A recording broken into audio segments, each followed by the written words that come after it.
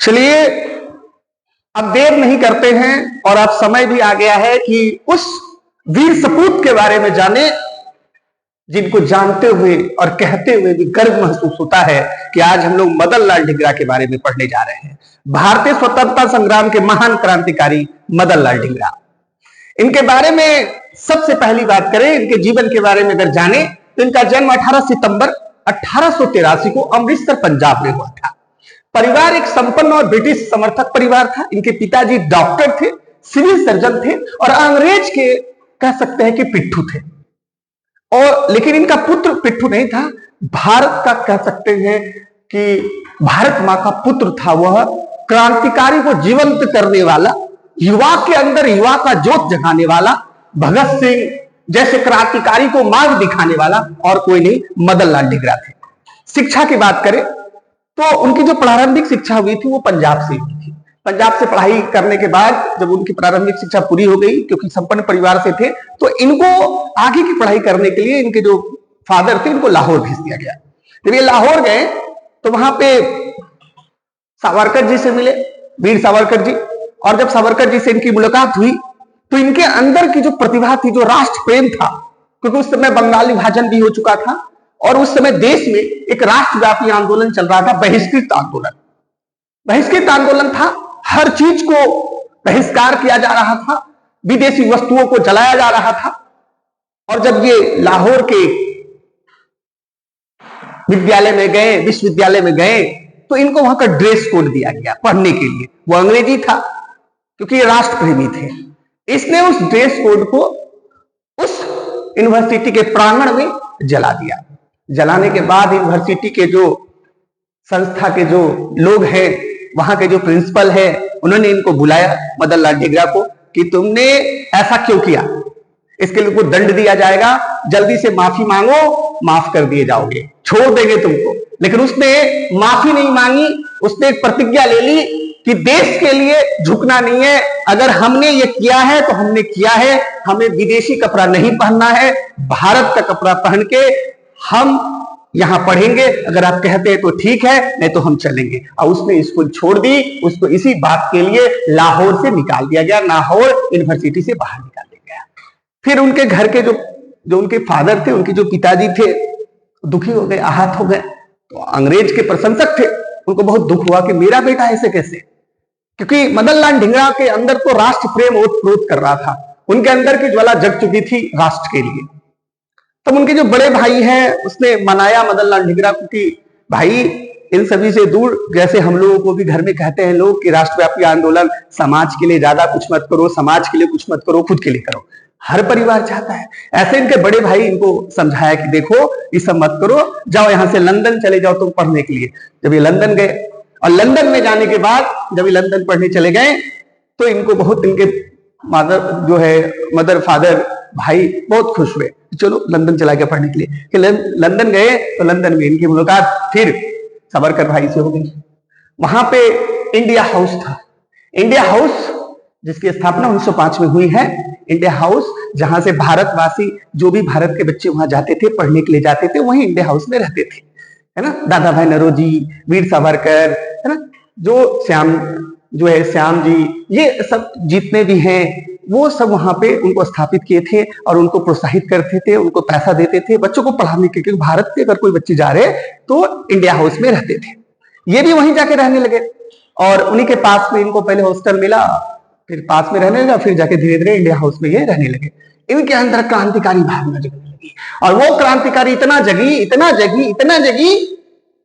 कि 17 अगस्त 1909 को मात्र 24 साल की उम्र में इसने फांसी के फंदों को चूमा और उफ तक नहीं किया और कहा मुझे गर्व है कि मैं अपने राष्ट्रभूमि के लिए शहीद हो रहा हूं। चलिए इनको और हम लोग देखते हैं।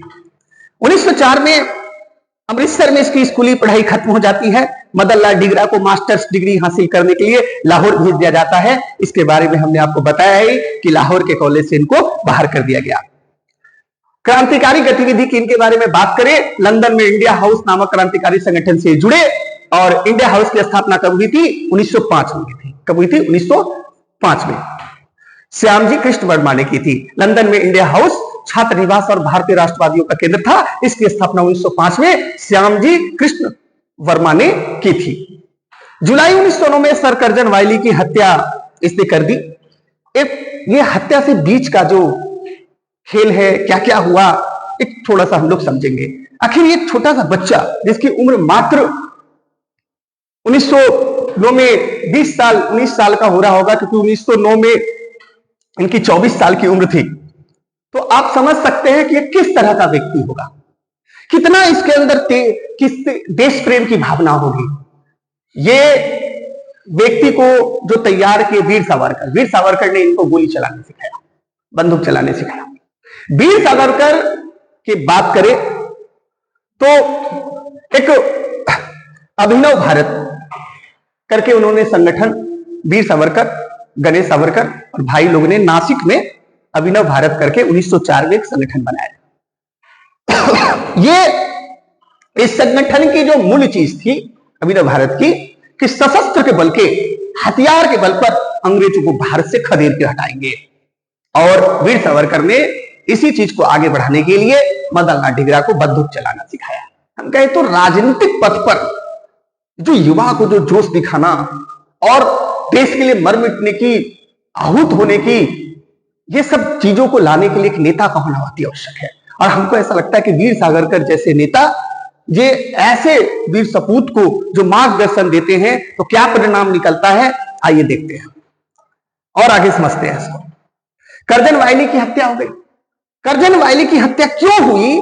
अचानक कोई भी व्यक्ति जो कि मैकेनिकल इंजीनियरिंग करने के लिए लंदन जाता है और लंदन स्कूल में पढ़ाई करता है, लंदन के यूनिवर्सिटीज में, और वो अचानक से कर्जन वाइली की हत्या कर देता है, ये सुनने में बड़ा अटपटा लगता है। इसके पीछे का आखिर रहस्य क्या है, क्यों मारा?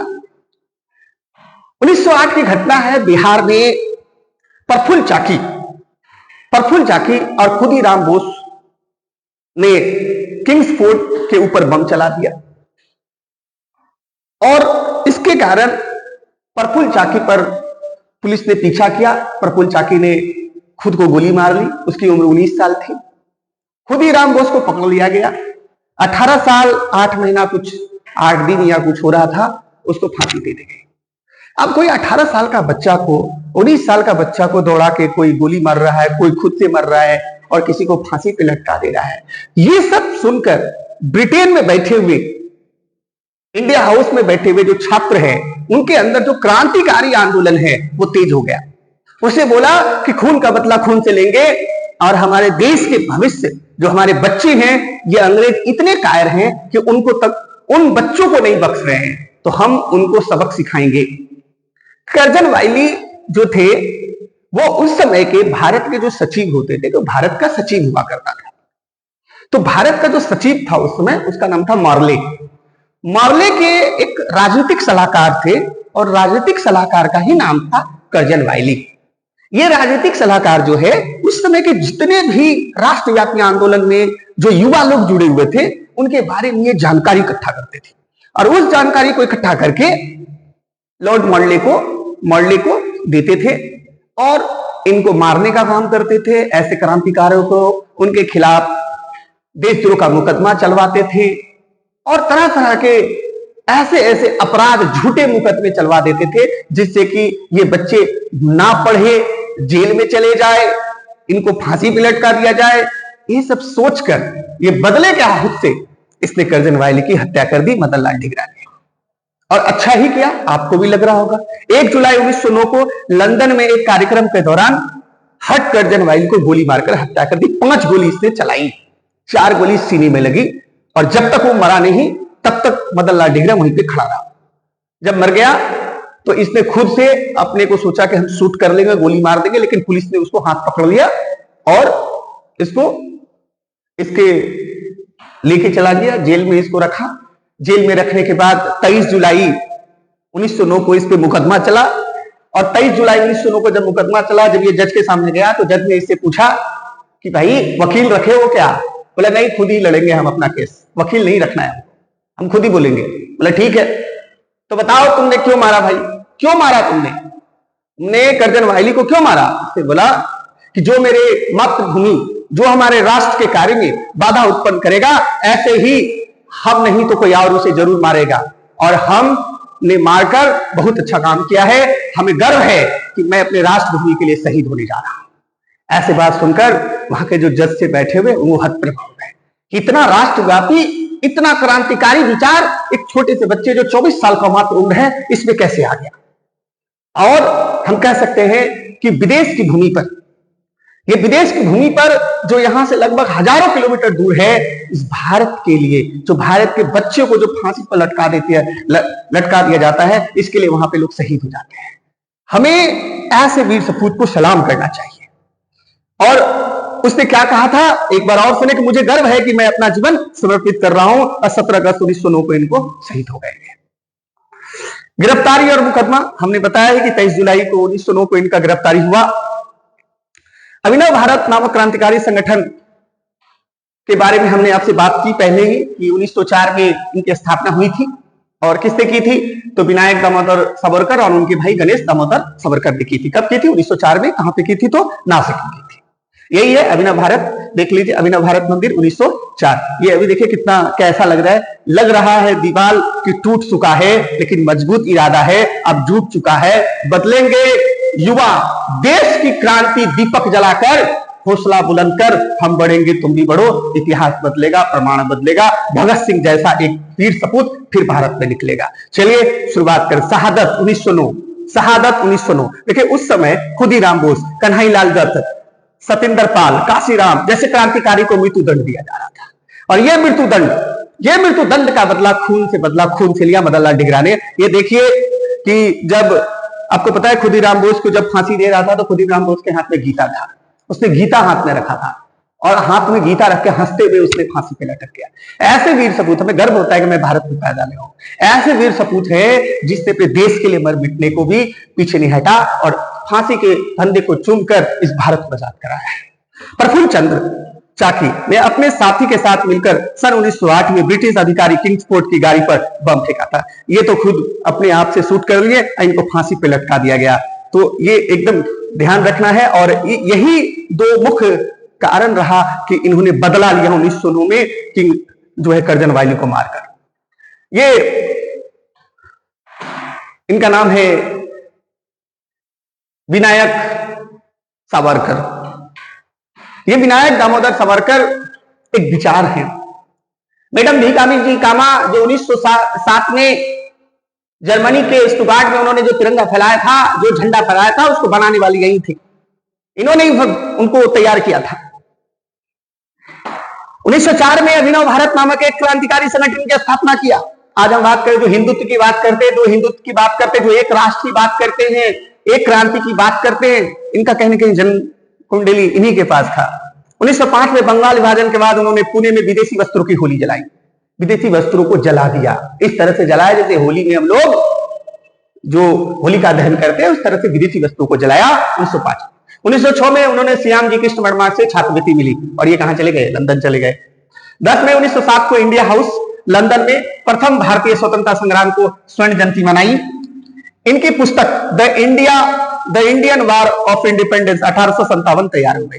एक बहुत अच्छा प्रश्न आता है कि the Indian war of independence किसने लिखी, 1857। तो जून 1908 में विनय दामोदर सावरकर ने लिखी है। 1916 में लंदन से बार एट लॉ वकालत की परीक्षा उत्तीर्ण की। 1 जुलाई 1916 को मदन लाल ढींगरा ने विलियम हर्ट कर्जनवाली को गोली मारी। 13 मई 1910 को पेरिस से लंदन पहुंचने पर उन्हें गिरफ्तार कर लिया गया और MS मोरिया नामक जहाज से वह भारत जाते समय सीवर होल के रास्ते बाहर भाग गए।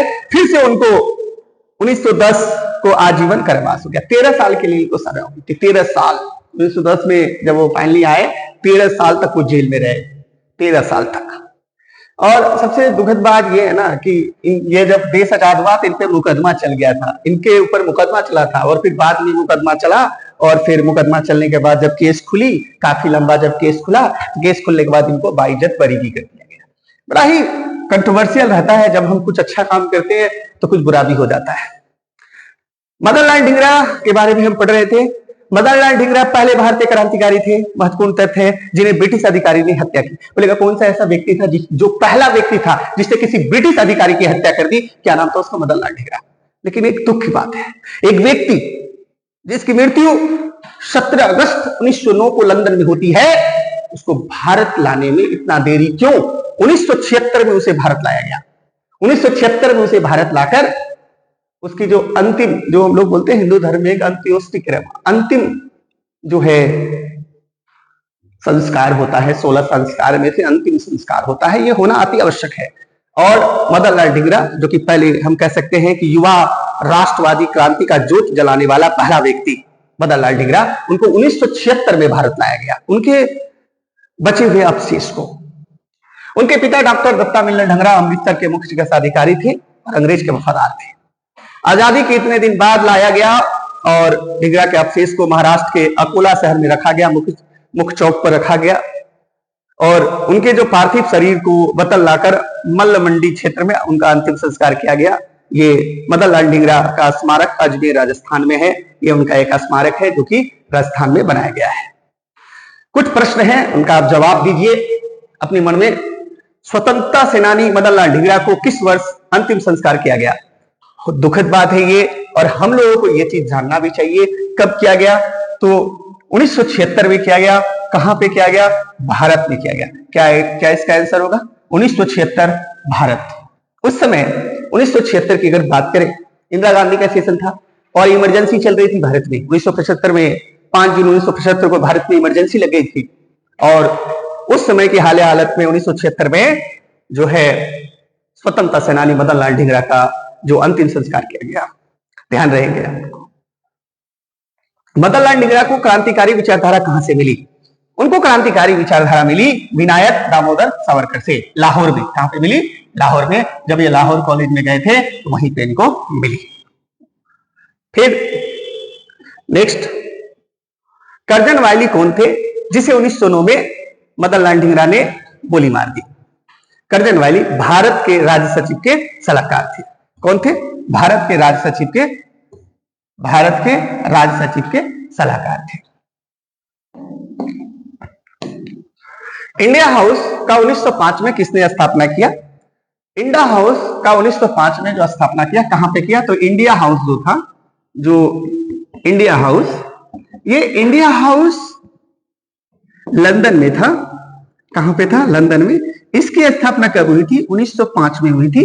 किसने की थी इसकी स्थापना? श्यामजी कृष्ण वर्मा ने की थी।